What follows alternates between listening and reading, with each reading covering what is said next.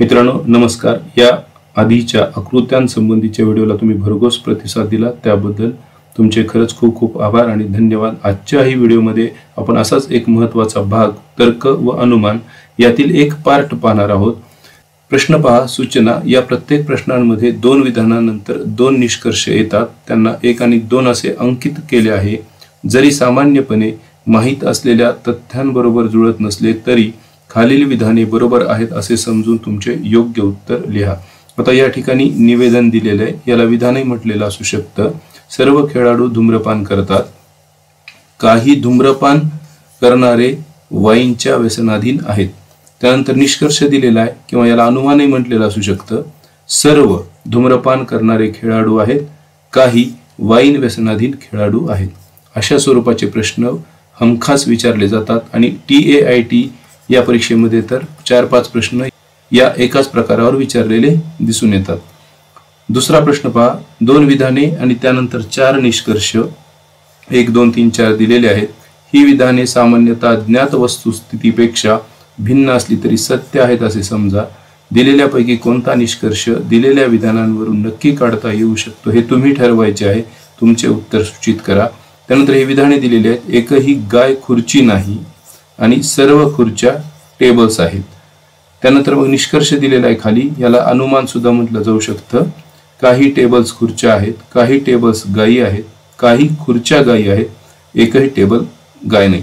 असे प्रश्न ज्यावेळेस आपल्याला परीक्षेमध्ये समोर येतात त्यावेळेस आपल्याला मर्यादित वेळेमुळे आपण काय करतो, एक अंदाज लावतो आणि पटकन उत्तर देण्याचा प्रयत्न करतो। परंतु अशा स्वरूपाचे प्रश्न सोडवण्याची एक प्रॉपर मेथड आहे, प्रॉपर पद्धत आहे आणि त्याचं जे बेसिक आहे ते आज आपण पाहू। तुम्हाला आधीमध्ये ते थोडं क्लिष्ट जरी वाटलं तरी तुम्ही 2दा-3दा ते जर ऐकलं तर मी तुम्हाला खात्री देतो की या स्वरूपाचे प्रश्न तुमचे कधीच चुकणार नाहीत आणि जेवढे प्रश्न विचारले जातील तेवढे मार्क तुम्हाला या घटकावरचे नक्की मिळतील। तर आता आपण या प्रश्नांचं बेसिक्स पाहूया की हे प्रश्न कसे सोडवायचे, कोणत्या दिशेने जायचं असा प्रश्न समोर आल्यानंतर। आणि त्यानंतर वाटलं तर आपण हा व्हिडिओ जर जास्त लांबीचा होऊ लागला, जास्त वेळेचा कालावधीचा होऊ लागला तर आपण पार्ट 2 मध्ये यावरची अनेक उदाहरणं देखील सोडून पाहूया। तर आता या प्रकारच्या प्रश्नांमध्ये प्रश्नांचं स्वरूप तुमच्या लक्षात आलं, आपण ते आधीच पाहिलं मुद्दाम। या प्रकारच्या प्रश्नांमध्ये सुरुवातीस 2 किंवा अधिक, लक्षात घ्या 2 किंवा अधिक स्वतंत्र विधाने दिलेली असतात। यालाच काय म्हटलेलं असतं, कधी कधी निवेदन पण म्हटलं जातं। त्या विधानांच्या खाली 2 किंवा त्यापेक्षा अधिक निष्कर्ष किंवा अनुमाने दिली असतात। या 2 विधानांमधील संबंध आपल्याला लक्षात घ्यायचा आहे आणि तर्कसंगतीने दिलेल्या अनुमानांपैकी, अनुमान तिथं दिलेलंच असतं, त्यापैकी योग्य किंवा अयोग्य अनुमान कोणतं ते पर्यायाच्या माध्यमातूनच आपल्याला ओळखायचं असतं। खरं म्हणजे पर्याय दिलेले आहेत म्हणजेच उत्तर दिलेलं असतं एका अर्थाने त्या ठिकाणी आणि आपल्याला तर्क लावून ते उत्तर ओळखायचं असतं। या ठिकाणी हे लक्षात घेतलं पाहिजे की ही जी विधाने असतात ती विधाने आणि वस्तुस्थिती यांच्यात विसंगती असते आणि ही अशी विसंगती भासत असली तरी आपण ती विधाने तात्पुरते सत्य मानायचं आणि त्यांच्यातील संबंध अभ्यासायचा आणि आपला निष्कर्ष काय असू शकतो ते आपण सांगायचं। त्यानंतर आता या ठिकाणी विधानांचे प्रकार आपण पाहू। तुम्हाला निरस जरी वाटलं तरी थोडंसं काळजीपूर्वक या ठिकाणी लक्ष द्या। तुमच्या लक्षात येईल की एका चौकटी बाहेरची विधाने नसतात आणि एका चौकटी बाहेरचे निष्कर्ष नसतात आणि त्यामुळे आपलं उत्तर आपण हमखास 100% बरोबर देऊ शकतो। तर सुरुवात करूया। तर्कयुक्त विधान हे सकारात्मक तरी असतं किंवा नकारात्मक तरी असतं, म्हणजे आहे किंवा नाही स्वरूपाचं। त्याचबरोबर ते एक तर सर्वव्यापी असतं किंवा विशिष्ट किंवा आंशिक असू शकतं। म्हणजे काय, तर्कयुक्त विधान असं जर आपण विचार केला तर एक तर ते कसं असतं, सकारात्मक तरी असतं किंवा नकारात्मक तरी असतं। त्याचबरोबर ते सर्वव्यापी असू शकतं किंवा विशिष्ट किंवा आंशिक असू शकतं। म्हणजेच सकारात्मक विधान हे सर्वव्यापी असू शकतं किंवा आंशिक असू शकतं। त्याचबरोबर नकारात्मक विधान हे देखील सर्वव्यापी असू शकतं किंवा आंशिक असू शकतं। आपण आता तेच प्रकार पाहणार आहोत। या पद्धतीने जर तुम्ही थोडासा जर वेळ दिला, एक साधारणतः 1-2 तासाचा, तर या पद्धतीचे प्रश्न पुन्हा चुकणारच नाही। तर सर्वव्यापी सकारात्मक विधान या प्रकारची विधाने सर्वव्यापी आहेत, म्हणजे यामध्ये कोणते शब्द आहेत, सर्व, सगळे, प्रत्येक अशा शब्दांनी ही विधाने सुरू होतात। आता उदाहरण लगेच पाहून घ्या। सर्व सजीव श्वसन करतात, प्रत्येक सजीव श्वसन करतो, सगळे सजीव श्वसन करतात, म्हणजेच कसे हे सर्वव्यापी आहेत। सकारात्मक आहेत, होकारात्मक आहेत, कारण करतात, करतो, करतात, त्यामुळे हे कसे सकारात्मक आहेत. आता हे सर्वव्यापी नकारात्मक विधान, या प्रकारची विधाने एकही नाही किंवा कोणीही नाही, कोणताही नाही, म्हणजे इथं काय महत्वाचं आहे, नाही हे महत्वाचं आहे. म्हणजे सर्वव्यापी नकारात्मक विधानात एकही नाही, कोणीही नाही, कोणताही नाही अशा स्वरूपाची वाक्यरचना असते. उदाहरण पहा, एकही भाजी ताजी नाही, कोणीही अमर नाही, अशा प्रकारे. त्यानंतर विशिष्ट सकारात्मक विधान किंवा यालाच काय म्हणता येईल तुम्हाला, आंशिक किंवा विशिष्ट सकारात्मक विधान. म्हणजे सकारात्मक आहे पण हे सर्वव्यापी नाही, तर कसं आहे, आंशिक आहे. म्हणजे या विधानामध्ये कोणते शब्द आहेत, काही, अनेक, मोठ्या संख्येने, बहुतांशी, कमीत कमी, पुष्कळ अशा शब्दांचा या वाक्यात समावेश असतो. आता उदाहरणार्थ, काही पोलीस भ्रष्टाचारी आहेत, सर्व म्हटलं असतं तर सर्वव्यापी झालं असतं. या ठिकाणी काय म्हटलंय, काही पोलीस भ्रष्टाचारी आहेत. आता इथं म्हटलंय बहुतांशी लोक कुपोषित आहेत. बहुतांशी कुपोषित आहेत म्हणजे काही लोक कुपोषित आहेत, बरोबर.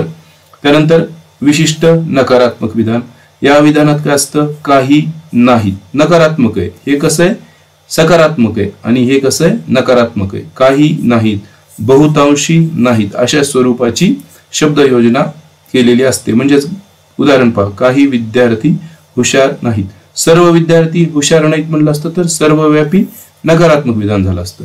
आता तुमच्या लक्षात आलं, एकूण या तर्कयुक्त विधानाचे प्रकार 4 आहेत. आपल्याला सकारात्मक आणि नकारात्मक, मग सर्वव्यापी, आणि या ठिकाणी विशिष्ट, आणि या ठिकाणी देखील नकारात्मकला पण सर्वव्यापी आणि विशिष्ट असे प्रकार त्याचे पडतात. हे तुम्ही थोडंसं लिहून घेतलं आणि लक्षात ठेवलं तर याच्या बाहेरचं विधान परीक्षेमध्ये येत नाही, तुमच्या लक्षात येईल. आणि हा जो थोडासा गोंधळात टाकणारा मर्यादित वेळेमुळे परीक्षेचा जो पार्ट आहे तोच तुम्हाला पुन्हा मार्क देणारा पार्ट 100% बनेल. आता काही नोंदी लक्षात घ्या. हे सुरुवातीला तुम्ही 1 तासभर या बेसिक्सला जर दिलं तर आपल्याला याचं आकलन एकदा होऊन गेलं तर त्यानंतर आपल्याला हे प्रश्न खूप सोपे जातील. आता तर्कयुक्त वाक्याचे 3 भाग पडतात. त्यामध्ये उद्देश म्हणजे कर्ता, म्हणजे ज्याच्या संबंधी काही सांगितलं जात आहे. त्यानंतर विधेय म्हणजे कर्त्या संबंधी जे सांगितलं जातं तो आशय, आणि विशेष पद म्हणजे उद्देश किंवा जो काही विधेय आहे त्या संबंधी जी विशिष्ट माहिती दिलेली आहे त्याला आपण विशेष पद म्हणतो. 3 पार्ट लक्षात आले तुमच्या, किंवा 3 भाग, उद्देश, विधेय आणि विशेष पद. आता उदाहरण पहा, काही शास्त्रज्ञ महान असतात. हे वाक्य या ठिकाणी दिलेलं आहे, काही शास्त्रज्ञ महान असतात. यामध्ये शास्त्रज्ञ महान असतात म्हणजे शास्त्रज्ञ आहे उद्देश, महान असतात शास्त्रज्ञांबद्दल माहिती दिली आहे म्हणून ते आहे विधेय, आणि विशेष पद काय, काही आहे. एक तर सर्व किंवा काही हे काय विशेष पद असणार आहे. या ठिकाणी काही हे विशेष पद आहे. आता प्रत्येक वाक्याचे 3 भाग पडतात, त्याप्रमाणेच दुसरा महत्वाचा भाग आहे की प्रत्येक वाक्यात एक सामान्य पद असतं. एक सामान्य पद असणं गरजेचं आहे. जर सामान्य पद नसेल तर आपल्याला निष्कर्ष काढताच येणार नाही. या सामान्य पदालाच मध्यपद असं म्हणतात. आता हे सामान्य पद म्हणजे नेमकं काय, आता तुम्ही या ठिकाणी पहा. आता हे सामान्य पद म्हणजे काय, काही शास्त्रज्ञ महान असतात, आणि याच ठिकाणी असं म्हटलं की काही महान व्यक्ती असतात. तर मग या ठिकाणी महान हे काय झालं, सामान्य पद. असं सामान्य पद जर त्यामध्ये असलं तरच आपल्याला निष्कर्ष काढता येणार, अन्यथा काढता येणार नाही. आता पुढे तुम्हाला हे अजून क्लिअर होईल. आता वेनाकृती. आता तर्कयुक्त विधानांच्या आधाराने आपल्याला जर निष्कर्षापर्यंत जायचं असलं तर काय होतं, बरेचदा जर आपल्याला प्रॉपर मेथड माहित नसली तर आपण मनातल्या मनात विचार करतो काही आहेत म्हणजे काही नाहीत, परंतु त्यातून आपल्याला अचूक निष्कर्ष काढता येत नाही. म्हणून आपण काय करायचं, त्या विधानांच्या आधारे एक वेनाकृती काढायची आणि त्याद्वारे आपण निष्कर्षाच्या दिशेने जायचं. आता तर्कयुक्त विधानांचे प्रकार तुम्ही पाहिलेले, सकारात्मक आहे आणि नकारात्मक आहे. सर्वव्यापी विधान कसे असतात, सकारात्मक, सर्वव्यापी, सर्व क ख आहेत. आणि विशिष्ट कसे असणार, काही क ख आहेत. मी थोडस नंतरही हे लिहून काढा किंवा वाचून बघा, तुम्हाला खूप सोपं जाईल. सर्वव्यापी सकारात्मक, सर्व क ख आहेत, सर्व व्यापी झालं, आणि विशिष्ट कसं झालं, काही क ख आहेत. नकारात्मकचं तसंच, सर्वव्यापी नकारात्मक म्हणजे कसं, एकही क ख नाही, आणि विशिष्ट नकारात्मक म्हटलं तर काही क ख नाही. आलं लक्षामध्ये. आता यानंतर जी माहिती आपण पाहणार आहोत त्या माहितीद्वारे तुम्हाला या प्रश्नांचा मागोवा घेत घेत आपण पुढे कसं जायचं निष्कर्षांकडे ते तुमच्या लक्षात येईल. तर आता या 4 विधानांचे वेन आकृतीतील रूपांतर तुम्ही लक्षात घ्या आणि हे तुम्ही 4-5 वेळा तुमच्या कागदावर करून बघा आणि त्यानंतर हे प्रश्न तुम्हाला आवड जातील का ते तुम्हीच ठरवा. सर्व क ख आहेत. आता या ठिकाणी काय होईल, केवळ एकच वेन आकृती तयार होते. तुम्ही हे लक्षात ठेवा. जेव्हा सर्वव्यापी सकारात्मक विधान आहे तर आकृती कशी तयार होणार आहे, एकच. सर्व क ख आहेत ही अशी आकृती तयार होणार आहे. हे तुम्ही तुमच्या टेबलच्या समोर लावून ठेवा. त्यानंतर एकही क ख नाही हे दुसऱ्या प्रकारचं विधान आहे. एकही क ख नाही, त्यामुळे एकही क ख नाही साठी अशी आकृती तयार होईल. त्यानंतर पुढचा जो प्रकार आहे काही क ख आहेत, येथे 2 वेगवेगळ्या वेन आकृत्या तयार होतील. हे लक्षात ठेवा. असं विधान असलं की 2 आकृत्या तयार होणार. आता या आकृत्या तयार करून काय करायचंय ते मी पुढे तुम्हाला सांगतो. हे विशिष्ट सकारात्मक विधान आहे आणि त्याच्यात 2 आकृत्या तयार होतात. कोणत्या? काही क ख आहेत. आता हे काही क ख आहेत असं आपण या ठिकाणी आकृती काढली तर त्याचाच अर्थ काय होतो, काही क ख नाही. जशी ही आकृती निघते या विधानावरून तशीच दुसरी पण आकृती काढता येते. ती अशा पद्धतीची असते की हे क आहे आणि हे ख आहे, तर काही क ख आहेत. आता ज्यावेळेस आपण याची आकृती काढूत ना, सर्व ख क आहेत, हे सर्वव्यापी सकारात्मक विधान आहे. पण ही आकृती ज्यावेळेस आपण या विधानाची काढू ती आकृती आपल्याला काय सांगणार आहे की सर्व ख क आहेत. याचाच अर्थ काही क सुद्धा ख आहेत. बरोबर आहे. म्हणजे 2 आकृत्या या ठिकाणी निघू शकतात. तर एक लक्षात ठेवा की पॉसिबल फिगर्स आपल्याला काढायच्या. सुरुवातीला एक पॉइंट लक्षात ठेवा की दिलेली जी तर्कयुक्त विधाने आहेत त्यावरून आपल्याला पॉसिबल फिगर्स काढायच्या. त्यानंतर शेवटचा जो प्रकार आहे काही क ख नाहीत. आता या ठिकाणी 3 आकृत्या तयार होतात. तुम्ही पहा, पहिल्यांदा 1 होते, दुसऱ्यांदाही ह्या 2, परंतु त्याला एकच म्हणता येईल अशी.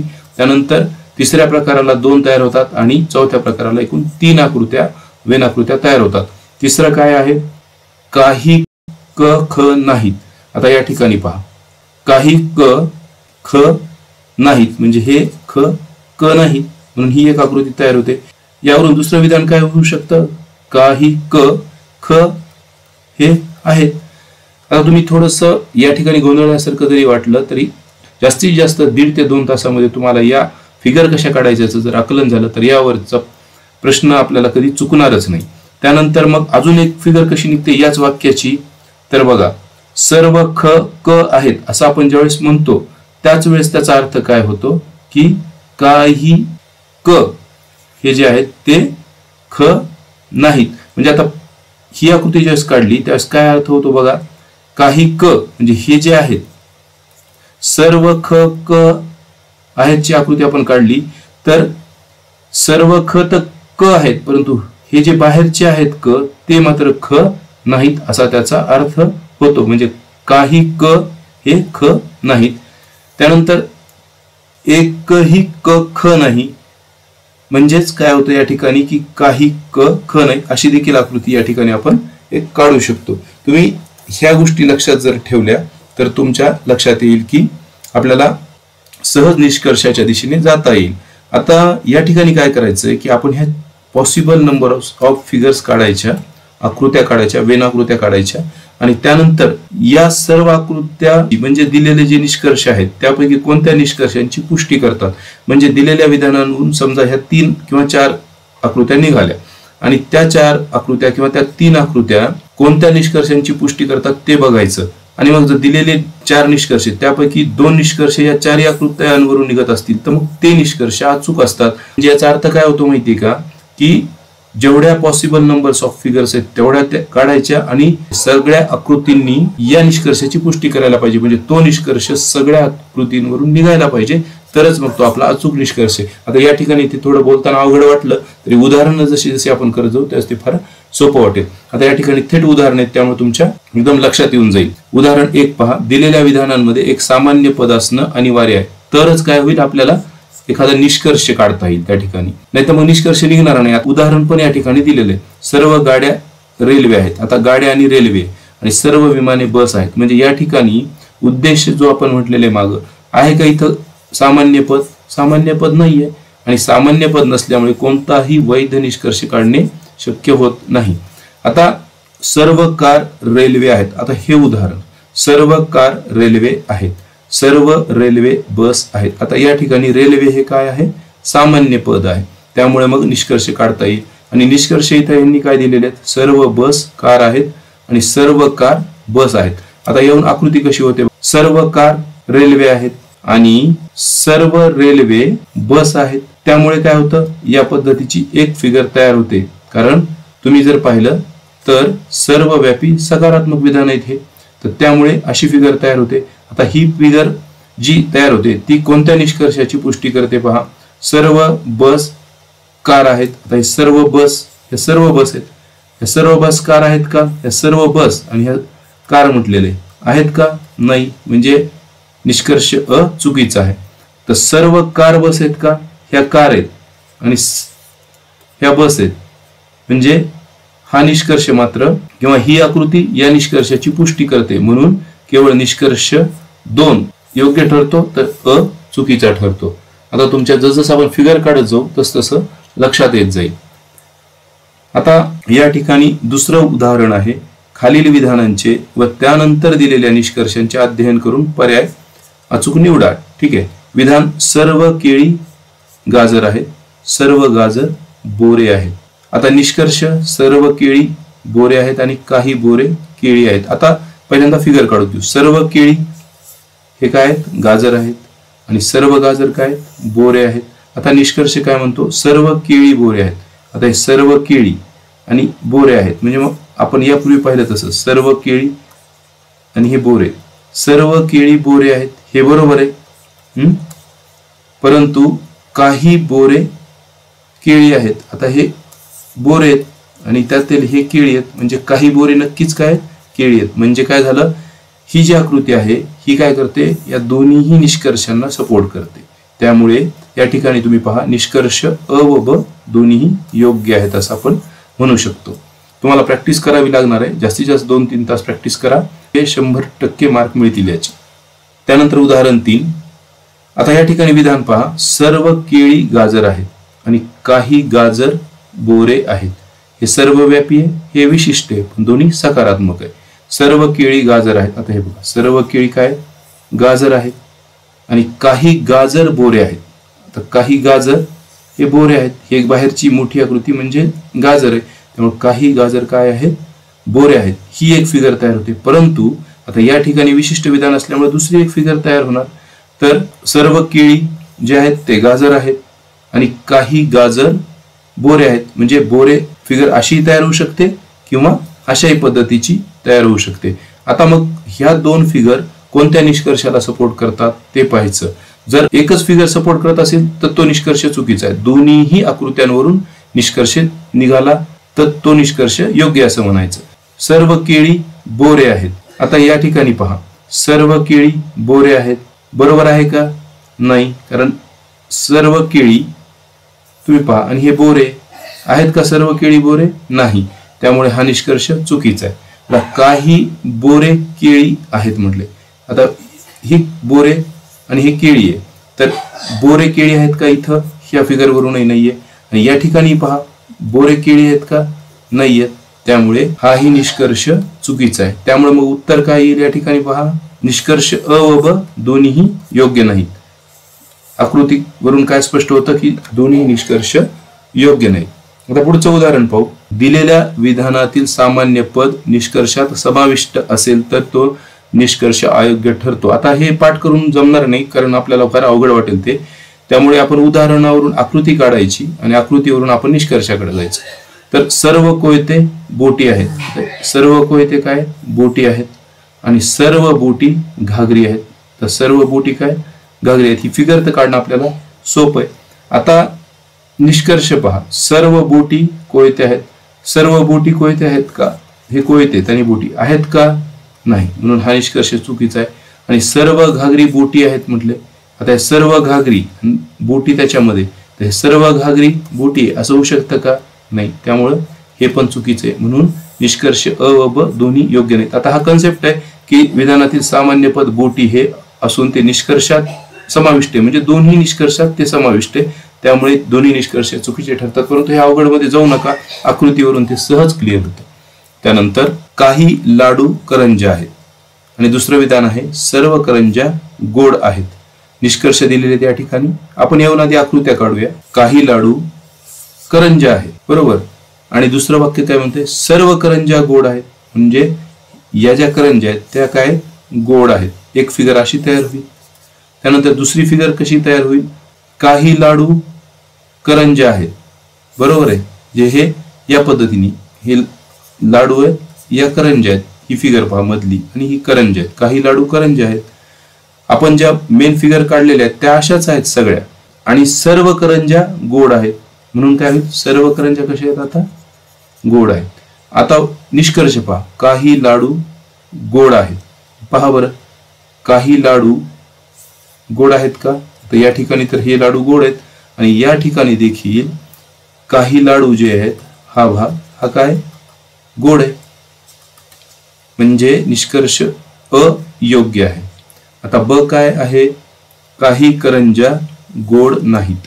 पहा बरं, सर्व करंज्या गोड आहेत इथंच म्हटले, त्यामुळे काही करंज्या गोड नाहीत हे इथंच चुकीचं होतं, आकृतीकडे जाण्याची पण गरज नाही. तरी पण या ठिकाणी पहा, काही करंज्या गोड नाहीत. आहे का या गोडच्या बाहेर करंजीचंही या फिगरमध्ये नाहीये, आणि या फिगरमध्ये तरी तसं करंज्या गोड नाहीत असं कुठं होतं का, ह्या गोडमध्येच सगळ्या करंज्या आहेत, त्यामुळे हा निष्कर्ष चुकीचा आहे. त्यामुळे फक्त निष्कर्ष अयोग्य आहे. आता या ठिकाणी थोडंसं त्याचं प्रिन्सिपल दिल्यासारखं दिलेलं आहे, परंतु ते पाठ करणं किंवा ते लक्षात ठेवणं आपल्याला अवघड आहे सध्या. त्यापेक्षा आपण आकृतीवरून निष्कर्षाकडे जाणं जास्त सोपं आहे. त्यानंतर एकही व्यक्ती मुलगा नाही, एकही मुलगा मुलगी नाही. आता हे प्रिन्सिपल बघा, दोन्ही विधाने सर्वव्यापी नकारात्मक स्वरूपाची असतील तर कोणताही निष्कर्ष काढता येत नाही. आता इथं निष्कर्ष दिलाय, सर्व व्यक्ती मुली आहेत आणि काही मुली मुले नाहीत. फिगर काढून बघू, एकही व्यक्ती मुलगा नाही, व्यक्ती आणि मुलगा हे वेगवेगळे, आणि एकही मुलगा मुलगी नाही म्हटले, कारण सामान्य पद याच्यामध्ये मुलगा आहे, आणि एकही मुलगा मुलगी नाही, म्हणजे अशा स्वरूपाची आकृती आली तर सर्व व्यक्ती मुली आहेत, व्यक्ती आणि मुलीचा संबंधच नाहीये, आणि काही मुली मुले नाहीत, हेही आकृत्या सेपरेट आहेत, त्यामुळे दोन्ही निष्कर्ष काय आहेत या ठिकाणी चुकीचे ठरतात. त्यानंतर पुढचं उदाहरण, सर्व बादल्या कप आहेत. हे बघा, सर्व बादल्या कप आहेत, एकही कप बशी नाही, एकही कप जो आहे तो बशी नाहीये, म्हणून ही अशी आकृती तयार होईल. आता यावरून निष्कर्ष दिलेले आहेत की सर्व कप बादल्या आहेत, सर्व कप आणि हे कप आहेत आणि हे बादल्या, सर्व कप बादल्या आहेत असं म्हटले, हे चुकीचं आहे. आणि एकही बशी बादली नाही म्हटले, एकही बशी बादली नाही. फिगरवरून हे बरोबर आहे, फिगर एकच तयार होते या विधानांवरून, आणि एकही बशी बादली नाही हे बरोबर ठरतं, त्यामुळे केवळ निष्कर्ष ब या ठिकाणी योग्य ठरतो. त्यानंतर पुढचं उदाहरण आहे, काही ससे चिमण्या आहेत, एकही चिमणी कावळा नाही. आता बघा, काही ससे काय आहेत, हे चिमण्या आहेत, आणि एकही चिमणी कावळा नाही, ही एक फिगर तयार झाली. आणि दुसरी अजून एक फिगर कशी तयार होऊ शकते बघा, काही ससे हे इथं चिमण्या आहेत आणि एकही चिमणी ही कावळा नाही, म्हणजे ही फिगर देखील या दोन्ही विधानांची पुष्टी करते. ही फिगर जशी करते त्याचप्रमाणे ही देखील फिगर तेच सांगते.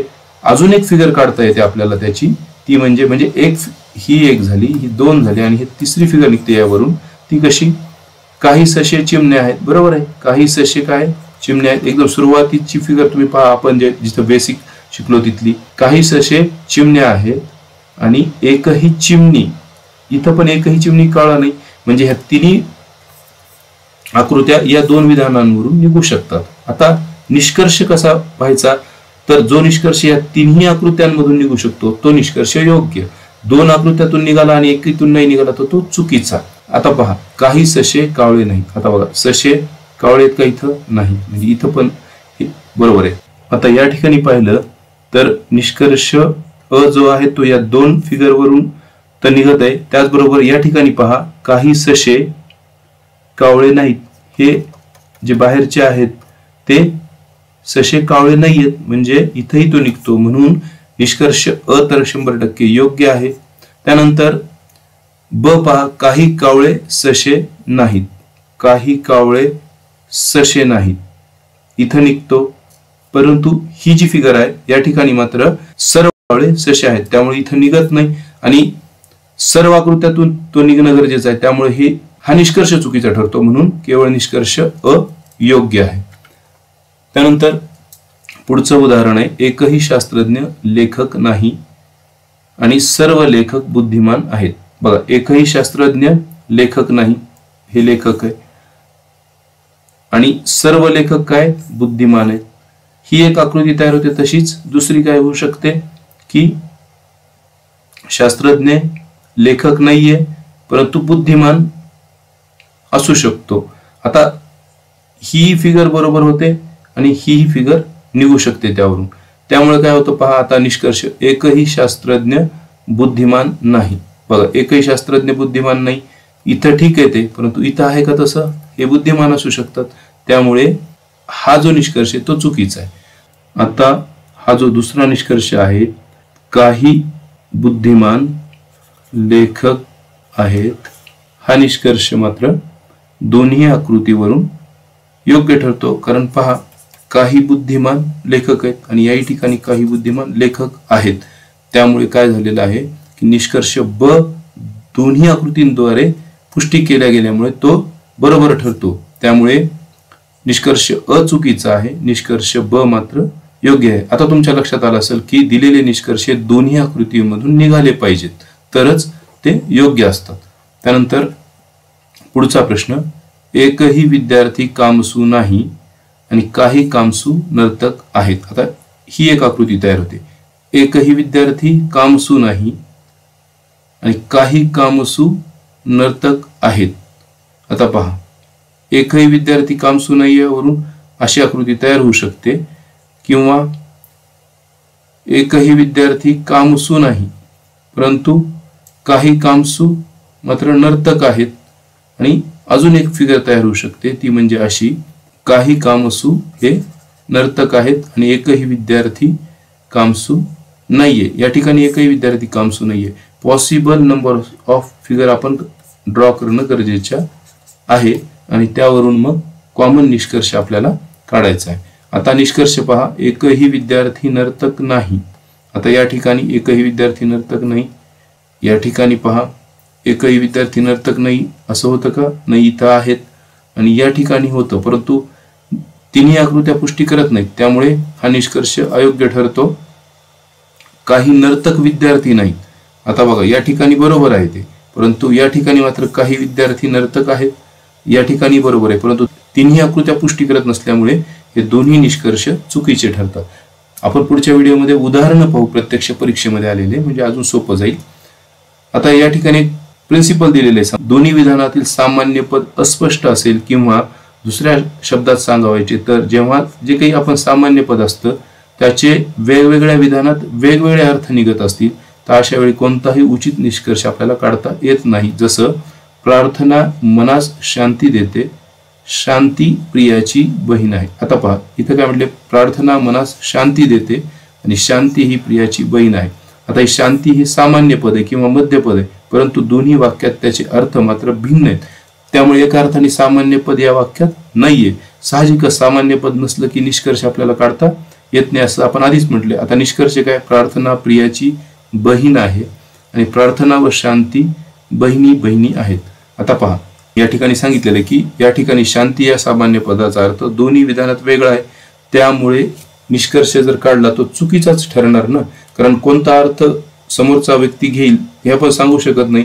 आता म्हटले प्रार्थना प्रियाची बहीण आहे, पण इथं प्रार्थना जी आहे ती प्रार्थना आहे, प्रेयर या अर्थाने आहे, त्यामुळे हे देखील तुम्ही लक्षात असू द्या. एखादा प्रश्न अशा स्वरूपाचा आला तर लगेच उत्तर देणं आपल्याला शक्य होईल.